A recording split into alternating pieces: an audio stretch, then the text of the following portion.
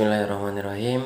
Assalamualaikum warahmatullahi wabarakatuh. Perkenalkan, nama saya Ubay Sobari dari kelas Manajemen 19B, Program Studi Manajemen Fakultas Ekonomi dan Bisnis Universitas Buana Perjuangan Karawang. Di mana hari ini saya akan mempresentasikan laporan studi kelayakan bisnis pada usaha perencanaan Insan Juan Cafe dan Resto di Galuh Mas Karawang, yang dimana laporan studi kelayakan bisnis ini diajukan untuk memenuhi tugas mata kuliah studi kelayakan bisnis dengan dosen pengampu Dr. Insinyur Uus MD Fadli SEMM. Baik teman-teman, langsung saja. Sebelum kita jauh membahas bentuk-bentuk aspek yang ada di laporan ini, perlu kita ketahui latar belakang daripada pembuatan studi kelayakan bisnis pada usaha ini, yang dimana berangkat daripada sebuah tren yang ada, berangkat daripada tangan-tangan kreativitas dan inovasi-inovasi yang berkembang, yang dimana banyak berkembang hari ini tempat-tempat nongkrong, tempat-tempat makan, atau katakanlah rumah makan yang dulunya biasa saja, hari ini di tangan generasi milenial dengan segala bentuk kreativitas dan inovasinya bisa menjadikan rumah makan tersebut rumah makan yang unik dan memiliki sebuah karakter, yang dimana para tangan-tangan anak muda ini bisa membuat tempat tersebut menjadi daya tarik konsumen, khususnya para generasi milenial, dengan suasana tempat makan yang minimalis dan instagramable gitu kan, sehingga itu sangat tren hari ini gitu kan. Nah, berangkat dari situlah sehingga adakanlah studi kelayakan bisnis pada perusahaan perencanaan Insan Juan Cafe ini. Lalu berbicara identitas usaha, di sini ada nama usahanya Insan Juan Cafe dan Resto, jenis usaha perdagangan di bidang kuliner, kegiatan usaha menjual aneka ragam makanan dan minuman, lalu alamatnya Galuh Mas, Luk Jambe Timur, Karawang, nomor telepon tertera, lalu ada merek dagangnya ya nama perusahaannya itu sendiri Insan Juan Cafe. Lalu di sini ada aspek hukum yang meliputi aspek legal usaha, yang dimana tadi di jenis usahanya menjual aneka makanan dan minuman, lalu jenis perusahaannya adalah perusahaan dagang, akta notaris tertulis di PPT, izin usaha pun tertulis, bisa teman-teman lihat sendiri, cakupan usaha bisa teman-teman lihat sendiri di PPT. Lalu cakupan pasarnya itu kabupaten dan kota dengan modal dasar 800 juta, modal disetor sejumlah 750 juta, dan kapasitas usaha ini lokal. Harapan besarnya bisa meliputi pasar-pasar luar kota, bahkan di luar provinsi, sehingga usaha ini bisa memiliki pasar yang sangat luas gitu kan teman-teman. Lalu di sini ada aspek pasar dan pemasaran. Sebelum itu kita juga telah melakukan sebuah analisis pada usaha ini, yang dimana dengan menggunakan metode analisis SWOT, dimana di situ kita menghasilkan bahwasanya ada sebuah peluang yang cukup besar pada usaha ini. Karena apa? Karena hari ini dengan begitu banyaknya tren-tren yang ada baik di sosial media, merupakan bentuk peluang bagi usaha ini untuk menarik para konsumen, khususnya generasi milenial, dalam melakukan kegiatan-kegiatan seperti kumpul, nongkrong, atau bahkan bersantai, bahkan mengerjakan tugas kampus, tugas sekolahan, tugas pekerjaan kantornya, itu bisa dikerjakan di tempat Insan Juan Cafe dan Resto ini dengan suasana yang minimalis dan instagramable, begitu kira-kira. Lalu ada strategi pemasaran di sini. Seperti biasanya pada umumnya ada beberapa tahap-tahap pemasaran.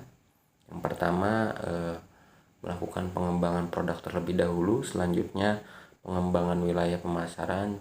Lalu selanjutnya ada kegiatan promosi dan pemasaran seperti melakukan sebuah promosi di sosial media, menempuh produk-produk promosi sosial media seperti endorse, lalu ada paid promote dan iklan dan sebagainya, kira-kira begitu. Lalu di sini ada aspek teknis dan operasional yang dimana secara teknis sama saja seperti usaha rumah makan atau KP-KP pada umumnya. Mungkin ada yang membedakan satu dan lain hal secara khusus gitu kan, berdasarkan karakter pada usaha-usaha tersebut. Lalu di sini ada kebutuhan teknis yang meliputi denah-denah daripada lokasi usaha tersebut, ada parkiran kendaraan, ada kasir dan barista, lalu ada panggung live musik, ada ruangan outdoor dan indoor. Juga di sini ada fasilitas pelengkap pada usaha tersebut seperti musola, toilet, jelas dapur ya. Teman-teman di sini ada dapur, dan musola toilet ini merupakan fasilitas pelengkap sehingga bisa memberikan kenyamanan kepada para konsumen dengan memberikan sebuah fasilitas yang lengkap.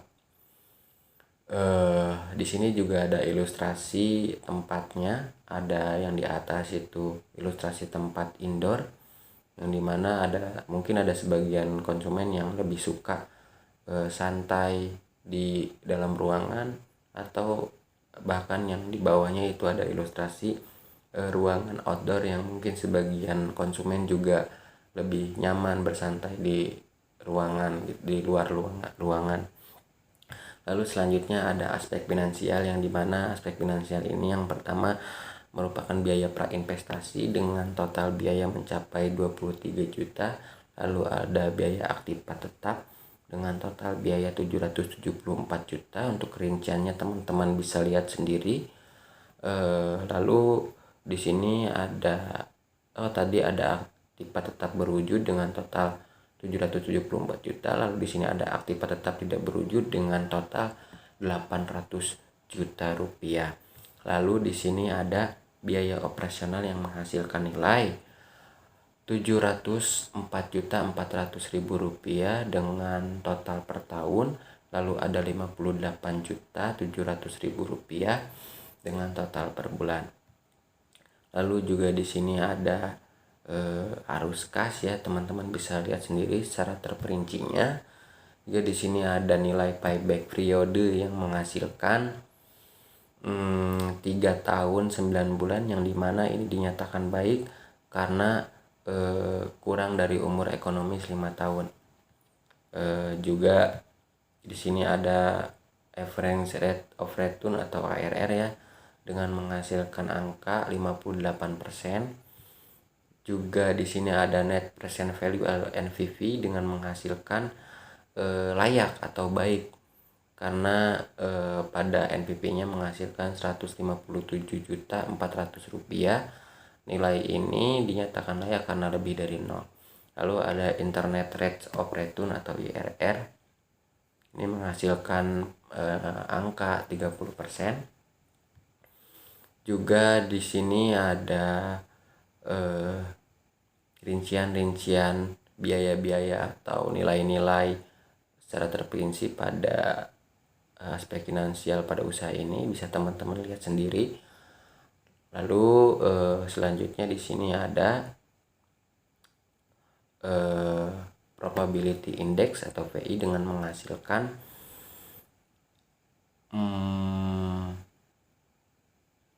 diterima dengan baik karena lebih daripada 1. Nilainya ini menjadi 1,8 kali dibulatkan menjadi 1,2 kali, sehingga menghasilkan nilai diterima atau baik karena lebih daripada 1. Lalu di sini ada sebuah ini rinciannya lah. Tadi ada payback periodenya, keterangannya dinyatakan baik, begitupun dengan ARR dinyatakan baik, NPV juga dinyatakan baik, internal rate of return atau IRR juga dinyatakan baik, begitupun probability index-nya dinyatakan baik. Kesimpulan pada laporan studi kelayakan bisnis hari ini, berdasarkan beberapa aspek yang telah tadi kita kaji, pada usaha Insan John Cafe sudah termasuk dalam kategori perusahaan yang layak. Karena tadi ada beberapa nilai-nilai yang baik dan layak untuk dijalankan, perusahaan ini sudah memiliki legalitas hukum yang sah dan sesuai dengan aturan. Selain itu, dalam segi teknis dan produksi, perusahaan ini sudah sangat rapi. Dan juga dilihat dari segi keuangan, perusahaan ini memiliki keuntungan yang cukup besar.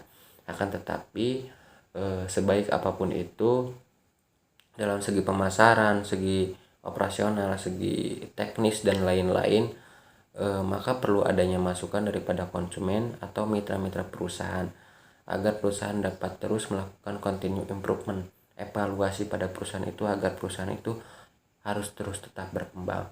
Itu saja yang bisa saya sampaikan pada presentasi laporan di kelayakan bisnis hari ini. Mohon maaf jika banyak kesalahan. Terima kasih. Assalamualaikum warahmatullahi wabarakatuh.